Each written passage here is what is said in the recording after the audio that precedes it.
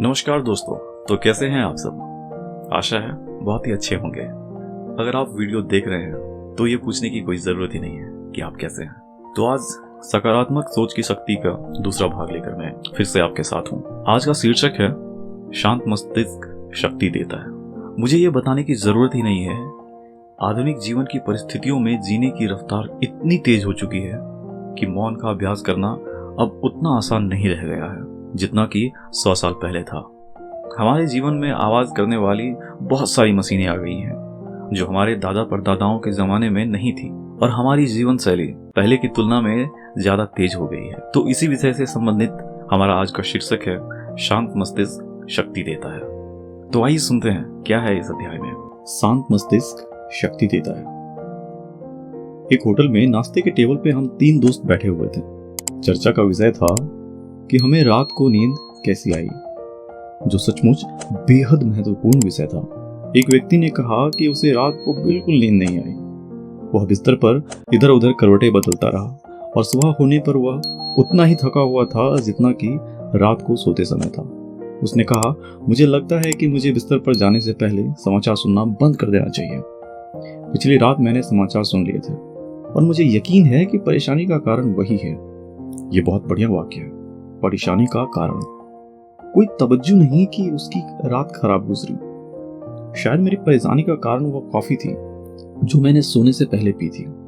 उसने एक और अनुमान लगाया। दूसरा व्यक्ति बोला, जहां तक मेरा सवाल है, मेरी रात तो शानदार गुजरी। समाचार के लिए मैंने शाम का अखबार पढ़ा और शाम को जल्दी ही समाचार सुन लिए। इस वजह से मुझे नींद से पहले इन समाचारों को पचाने का मौका मिल गया। इसके अलावा उसने आगे कहा, मैंने अपना पुराना नींद लाने का फॉर्मूला अपनाया जो कभी असफल नहीं होता। मैंने उससे पूछा कि ऐसा कौन सा फॉर्मूला है। उसने बताया, जब मैं छोटा था तो मेरे पिताजी, जो एक किसान थे, सोने से पहले पूरे परिवार को एक कमरे में इकट्ठा कर लेते थे और बाइबल पढ़ाकर सुनाते थे। मैं अब भी उनकी आवाज सुन सकता हूँ। दरअसल हर बार जब भी मैं बाइबल सुनता हूँ तो मैं हमेशा उसे अपने पिता की आवाज में ही सुनता हूँ। प्रार्थना के बाद मैं अपने कमरे में जाकर गहरी नींद से सो जाता था। परंतु जब मैंने घर छोड़ा तो मेरी बाइबल पढ़ने और प्रार्थना करने की आदत छूट गई। वर्षों तक मैं केवल तभी प्रार्थना किया करता था जब मैं ट्रैफिक जाम में फंस जाता था। परंतु कुछ महीनों पहले मेरी पत्नी और मेरे सामने बहुत सी समस्याएं आईं और हमने यह फैसला किया कि हम इन समस्याओं को हल करने के लिए प्रार्थना को आजमा कर देखेंगे। हमें इससे बहुत मदद मिली। इसलिए अब मैं और मेरी पत्नी हर रात सोने से पहले इकट्ठे बाइबल पढ़ते हैं और प्रार्थना भी करते हैं। मैं नहीं जानता कि इसमें ऐसा क्या है, परंतु ऐसा करने से मुझे अच्छी नींद आती है और जीवन में पहले से काफी सुधार हुआ है। दरअसल मुझे यह इतना उपयोगी लगता है कि मैं सफर करते समय भी, जो मैं अभी कर रहा हूँ, बाइबल पढ़ता हूँ और प्रार्थना करता हूँ। पिछली रात को मैं बिस्तर पे गया और मैंने 23वां भजन पढ़ा। मैंने इसे जोर जोर से पढ़ा और इससे मुझे बहुत अच्छा लगा। वह दूसरी व्यक्ति की तरफ मुड़ा और कहा, मैं जब बिस्तर पे गया, मेरे दिमाग में परेशानी का कोई कारण नहीं था, मेरे मन में शांति थी। तो यहाँ आपके लिए 2 वाक्यांश हैं। पहला परेशानी का कारण और दूसरा मन की शांति। आप किसे चुनना चाहेंगे, ये आप पर निर्भर करता है। फिलहाल आइए कहानी में आगे बढ़ते हैं। सबसे बड़ा रहस्य मानसिक नजरिए को बदलने में निहित है। हमें अपने सोचने के तरीके को बदलना होगा। हालांकि इसमें मेहनत लगती है, परंतु अगर आप ऐसा कर लेते हैं तो आपके लिए बाद का जीवन पहले की तुलना में आसान हो जाता है। तनावपूर्ण जीवन कठिन होता है। आंतरिक शांति से भरा तनाव रहित जीवन इंसान के लिए जीने का सबसे आसान तरीका हो जाता है। मानसिक शांति को हासिल करने में सबसे बड़ा संघर्ष यह है कि आप अपनी सोच को ईश्वर के दिए शांति के उपहार के अनुरूप ढाल लें। शांतिपूर्ण नजरिए के उदाहरण के तौर पर मुझे हमेशा एक शहर का एक अनुभव याद आता है जहां मैं एक शाम को लेक्चर दे रहा था। मंच पर जाने से पहले मैं मंच के पीछे बने कक्ष में बैठा था और अपने भाषण को अंतिम रूप दे रहा था। तभी वहां एक व्यक्ति आया और उसने कहा कि वह एक व्यक्तिगत समस्या के बारे में बात करना चाहता है। मैंने उसे बताया कि उस वक्त चर्चा करना असंभव था क्योंकि मुझे मंच पर बुलाया ही जाने वाला था। मैंने उसे इंतजार करने के लिए कहा। भाषण देते समय मैंने उसे स्टेज के गलियारे में बेचैनी से टहलते हुए देखा, परंतु भाषण खत्म होने के बाद वो मुझे कहीं नहीं दिखा। बहरहाल उसने मुझे अपना कार्ड दे दिया था, जैसे यह पता चलता था कि वह उस शहर का एक महत्वपूर्ण व्यक्ति था। होटल पहुंचते पहुंचते मुझे काफी रात हो चुकी थी, परंतु मुझे अब भी उसी व्यक्ति की चिंता सता रही थी, इसलिए मैंने उसे फोन किया। मेरे फोन से वह आश्चर्यचकित हो गया और उसने कहा कि उसने इसलिए इंतजार नहीं किया क्योंकि स्पष्ट रूप से मैं व्यस्त था। मैं सिर्फ इतना कहना चाहता था कि आप मेरे साथ प्रार्थना करें, उसने कहा। मैं सोच रहा था कि अगर आप मेरे साथ प्रार्थना करेंगे तो शायद मुझे शांति मिल जाएगी। हम टेलीफोन पर भी इकट्ठे प्रार्थना कर सकते हैं और ऐसा करने में हमें कोई नहीं रोक सकता, मैंने कहा। हैरानी से उसने जवाब दिया, मैंने कभी फोन पर प्रार्थना के बारे में नहीं सुना। क्यों नहीं, मैंने कहा। टेलीफोन सिर्फ संचार का एक उपकरण है।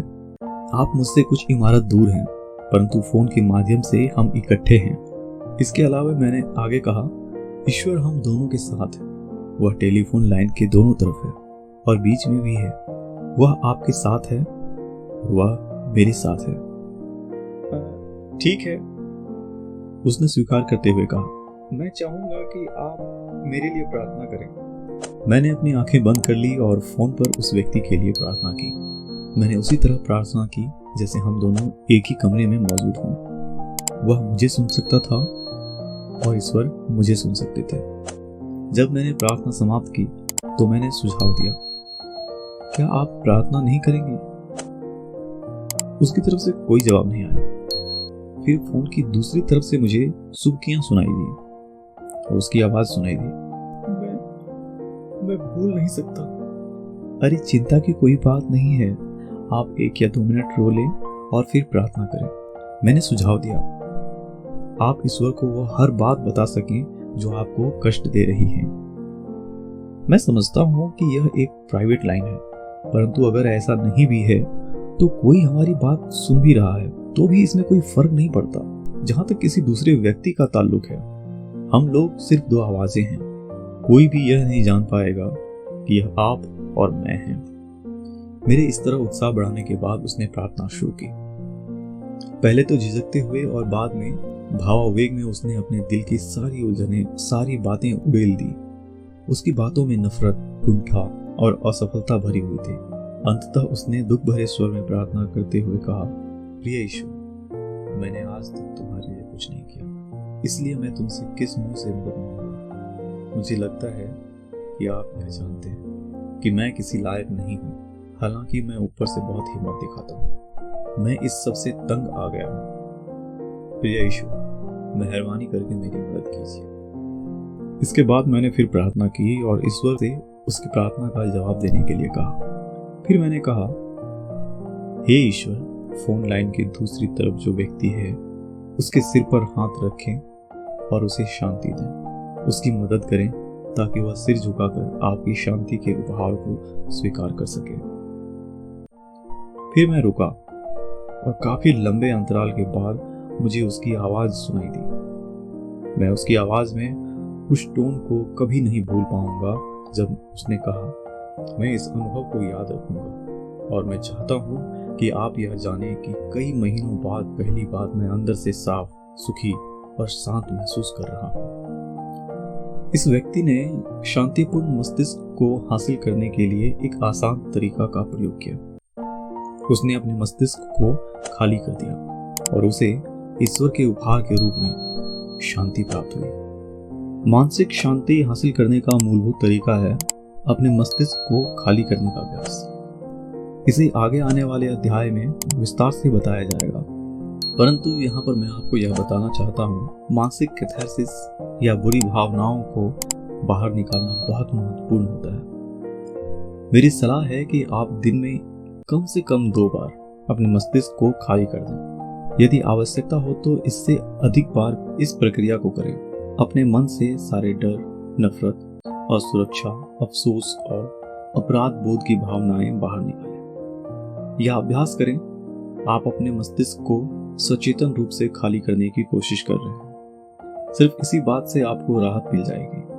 अच्छा, एक बात बताइए, क्या आपने कभी महसूस किया है जब आप अपनी चिंताओं को किसी विश्वास पात्र व्यक्ति को बताते हैं तो आपके दिल का बोझ काफी कम हो जाता है? एक पादरी होने के नाते मैंने अक्सर देखा है, लोगों के लिए बहुत महत्वपूर्ण होता है कि उसके पास कोई ऐसा व्यक्ति हो जिससे वह सचमुच और पूरी तरह से विश्वास कर सके, वे उसे अपनी सारी चिंताएं बता सके। परंतु यह ध्यान रखें, केवल मस्तिष्क को खाली करना ही काफी नहीं होता। जब मस्तिष्क खाली हो जाएगा तो कोई ना कोई चीज तो अंदर आएगी।